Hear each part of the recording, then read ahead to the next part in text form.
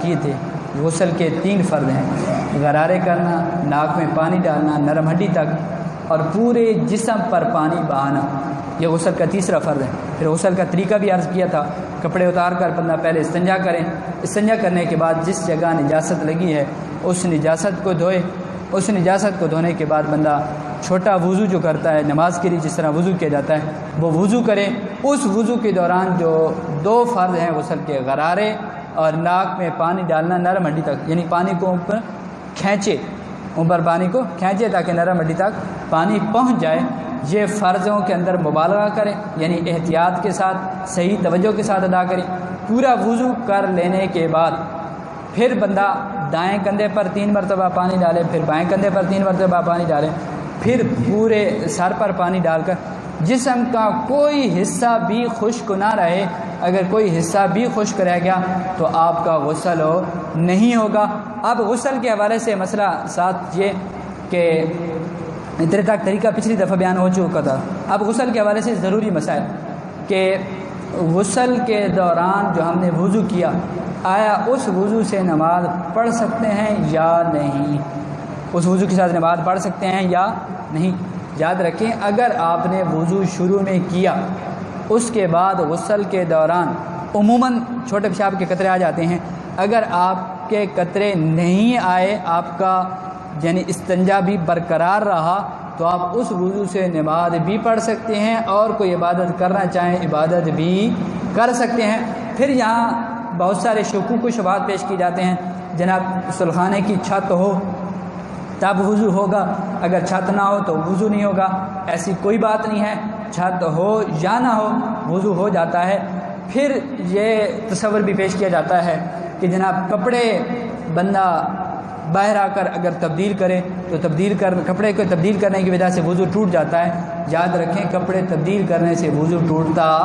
نہیں ہے۔ پھر ایک اور تصور یہ بھی پیش کیا جاتا ہے کہ اگر کسی بندے کی کسی دوسرے بندے کی شرمگاہ پر، یعنی جو شرمگاہ کا حصہ ڈھانپنا ضروری ہے، ناف سے لے کر گھٹنے تک، یہ جو جگہ ہے درمیان میں اگر کسی بندے نے دیکھ لی تو پھر وضو ٹوٹ جاتا ہے۔ یاد رکھیں ایسا بھی نہیں ہے، ہاں گناہگار دیکھنے والا بھی ہوگا دکھانے والا بھی ہوگا، ورنہ وضو نہیں ٹوٹتا۔ اور پھر یہ ہے کہ اگر غسل فرض ہوا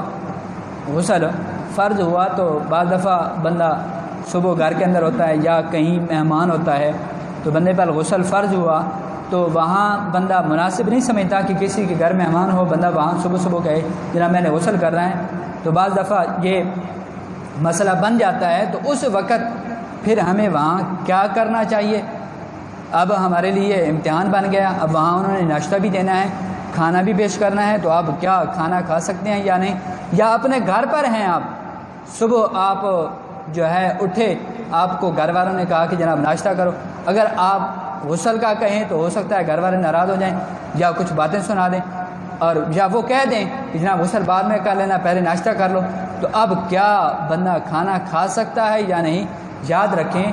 اگر بندے پر غسل فرض ہو جائے تو بندہ استنجا کر کے ہاتھ منہ اچھی طرح دھو کے اگر بندہ کھانا چاہے تو کھا سکتا ہے، اس میں کوئی حرج نہیں ہے، اس میں ممانعت نہیں ہے، یہ بات یاد رکھیں۔ اور پھر بالخصوص شادی شدہ احباب توجہ کریں اس بات پر، یا نوجوان ہیں تو وہ بھی توجہ کریں کہ رات کے بعد دفعہ پہلے حصے میں بندے کو احترام ہو جاتا ہے، جب بندہ مباشرت کرتا ہے تو پھر بندے پر غسل فرض ہو جاتا ہے۔ آیا رات کا جو بقیہ حصہ ہے وہ غسل نہ کرے تو اس کو کیا حکم ہے؟ یاد رکھیں تاخیر کرنے کی اجازت ہے، لیٹ اگر آپ کریں صبح کی نماز تک اگر آپ لیٹ کرنا چاہیں تو غسل لیٹ کر سکتے ہیں، یعنی غسل نہ کریں، آپ سوئے رہیں، سونے میں کوئی حرج نہیں۔ ہاں مباشرت کرنے والے کے لیے یہ بات ضروری ہے، اس کو چاہیے کہ وہ بعد میں استنجا کر لے، استنجا کر لینے کے بعد اگر سونا چاہے تو وہ سو لے اور صبح اٹھ کر غسل کرے۔ صبح کی نماز تک غسل کو لیٹ کرنا، دیر سے کرنا، مؤخر کرنا یہ جائز ہے۔ ہاں ایک بات ہے، جتنی دیر بندہ ناپاک گھر میں رہے گا اتنی دیر اس گھر کے اندر رحمت والے فرشتے نہیں آتے۔ جتنی دیر بندہ گھر کے اندر ناپاک رہے تو اس گھر کے اندر رحمت والے فرشتے نہیں آتے۔ اس لیے کوشش یہ کرنی چاہیے کہ بندہ جلدی سے غسل کر لے تاکہ رحمتوں والے فرشتوں کا نزول بھی ہوتا رہے۔ اگر اسی حوالے سے کسی اور کو